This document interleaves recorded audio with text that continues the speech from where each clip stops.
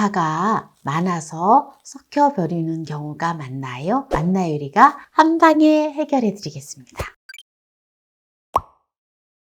안녕하세요. 함께해요 만나요리입니다. 오늘은 대파를 1년 동안 장기 보관하여 먹는 꿀팁을 알려드리겠습니다. 끝까지 시청하셔서 꿀팁 받아가세요. 네, 대파를 한 단을 준비를 했는데요. 대파를 깨끗하게 씻어 오도록 하겠습니다. 대파 한 단을 깨끗하게 씻어 왔는데요. 요거를 1년 동안 보관해야 된다 했잖아요. 제가 해보니까 딱 좋더라고요. 작년에도 대파 보관법을 여러 가지로 보여드렸지만 이거만큼 좋은 게 없는 것 같아요.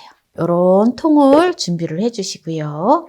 가지런히 이렇게 넣어주고요. 너무 간단해요. 이렇게 이제 통에 넣었지요? 네, 이렇게 이제 두고요. 네, 소금을 한 컵의 분량을 넣어주고요. 물을 500ml를 넣어줘요. 이렇게 해서 소금물을 풀어줘요. 네, 이렇게 소금물을 다 풀어줬는데요. 네, 여기다가 소금물을 부어줍니다. 소금물을 이렇게 부어서 그러면 소금물에 이게 이제 잘 절여져요. 그러면 이제 또 한 번 뒤집어 놔야 돼요. 뒤집어서 소금물에 잘 절여질 수 있도록 해주시면 됩니다. 청주가 없으면 소주를 넣으셔도 됩니다. 네, 청주를 반 컵만 넣어주세요. 이렇게 해서 뚜껑을 덮어서 보관을 해주시면 됩니다. 그러면 이걸 가지고 어떤 요리를 하느냐? 네, 요리를 이제 하는 걸지도 보여드릴 건데요. 파게장 같은 거 하시면 딱 좋아요. 대파가 많이 쌀 때 이제 아주 추워지기 전까지도 대파가 좀 싸잖아요. 그러면은 요럴 때 대파를 많이 사셔가지고 염장을 하셔서 드시고 필요하실 때마다 조금씩 꺼내가지고 다양한 요리를 해서 드실 수가 있어요. 네, 염장이 되어 있기 때문에 좀 짜잖아요. 짜기 때문에 골마지도 끼지 않고 또 씌어지지가 않아요. 염장되어진 거는 절대 발효가 되지가 않거든요. 그래서 다양한 요리를 해서 드실 수가 있어요. 그러면 어떤 요리를 할지 이제 또 보여드릴게요. 네, 먼저 지금 요리하는 거는 고등어 조림을 할 건데요. 먼저 물을 납작납작하게 썰어서 냄비에다가 깔아주면 돼요. 물을 180g을 준비를 했고요. 물을 2컵 반을 넣어주도록 하겠습니다. 500ml를 넣어준 거예요. 여기다가 다시마를 15g을 넣어줍니다. 네, 넣어주고요. 이제 대파를 지금 제가 미리 이렇게 썰어가지고 염장을 해 놓은 거거든요. 네, 이거는 한 일주일 정도 됐어요. 굉장히 짜요. 네, 요거를 대파를 한 컵의 분량을 이렇게 물에다가 한번 이렇게 헹궈줘요. 헹궈서 꼭 짜서 사용을 할게요. 염장되어 있는 대파를 썰어주세요. 그냥 다져준다 생각하시면 됩니다.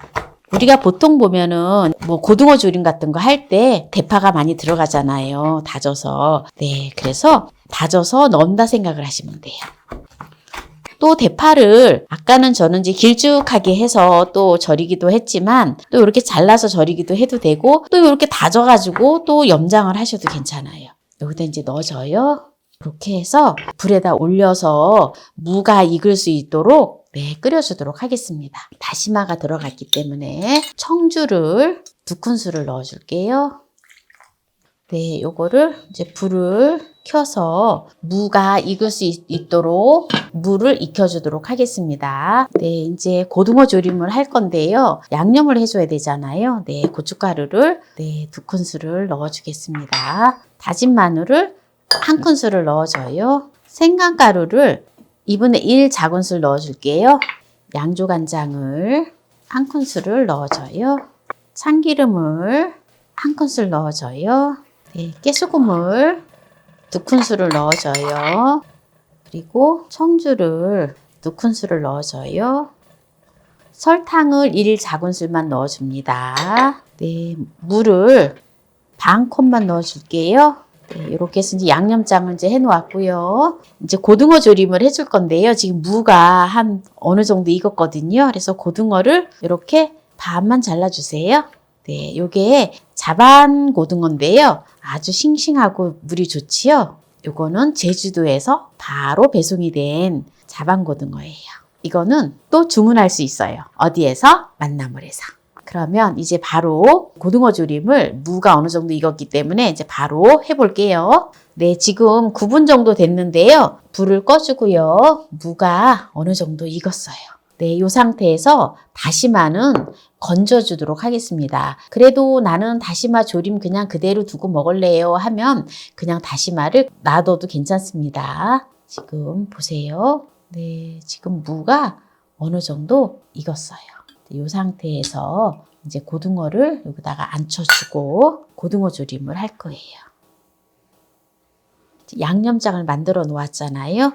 네, 양념장을 지금 제가 양조간장을 한 큰술밖에 안 넣었어요. 왜냐하면 대파가 염장이 되어 있기 때문에 간이 쫙 빠지거든요. 그래서 특별하게 간을 안 해고 그냥 해도 되는데 약간 양조간장만 넣었거든요. 네, 이렇게 해서 먹으면 아주 맛있는 고등어 조림이 되어집니다. 어때요? 대파가 아주 유용하게 잘 활용이 되어지지요. 이렇게 해서 뚜껑을 덮고 이제 끓여주면 됩니다. 또 불을 켜줄게요. 네, 지금 이제 고등어가 조림이 다 되었는데요. 맛있겠죠? 네, 이렇게 또 8분을 졸여줬는데요. 끓기 시작하는 시점에서 약한 불로 해서 8분을 끓여줬어요. 네, 이거는 조금 이따가 이제 맛을 보고요. 또 한 가지 요리를 보여드릴게요. 약간의 대파를 준비해주면 됩니다. 이렇게 한번 헹궈서 이거를 또 쫑쫑 썰어줄 거예요. 이거는 대파를 좀 다져주셔야 돼요. 대파를 쫑쫑 다졌는데요. 네, 얼마나 되는지 제가 계량을 해보려고 그래요. 네, 정확하게. 네, 한 큰술 한 반 되네요. 이렇게 넣어주고요. 다진 마늘을 한 큰술 넣어줘요. 식용유를 한 큰술 넣어줘요. 손두부인데요. 손두부를 4분의 1모를 준비를 해주세요. 근데 이거를 조금 으깨주세요. 이렇게 으깨 놓고요. 네, 그러면 이제 이거를 대파하고 마늘을 볶아주도록 하겠습니다. 네, 타지 않을 정도로 볶아주세요. 좀 탄다 싶으면 불을 줄여주세요.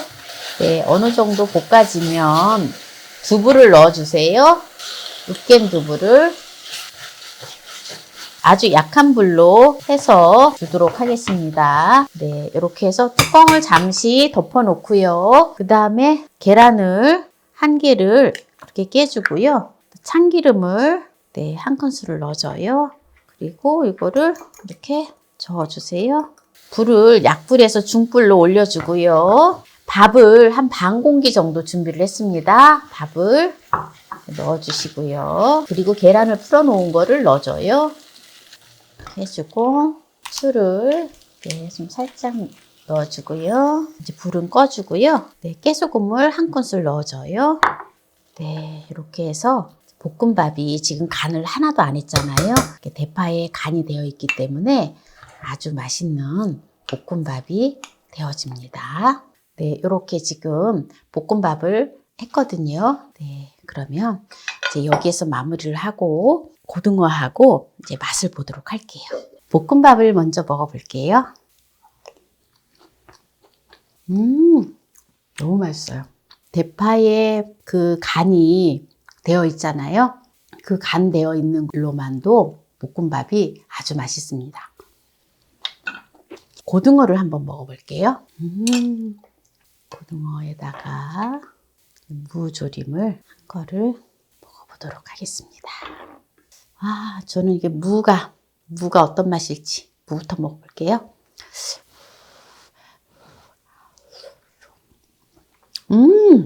무가 제가 양조간장 딱 한 큰술밖에 안 들어갔잖아요. 대파에서 이게 짠기가 쫙 빠져가지고 그냥 이 무가 간이 딱 맞아요. 딱 맞아. 너무 맛있어. 너무 맛있어. 고등어 한 번 또 먹어볼게요. 고등어도 심심하니 무하고 먹으면 딱이에요. 딱. 맨날 대파 사면은 보통 보면 한 반은 썩혀서 버릴걸요. 많은 주부들이.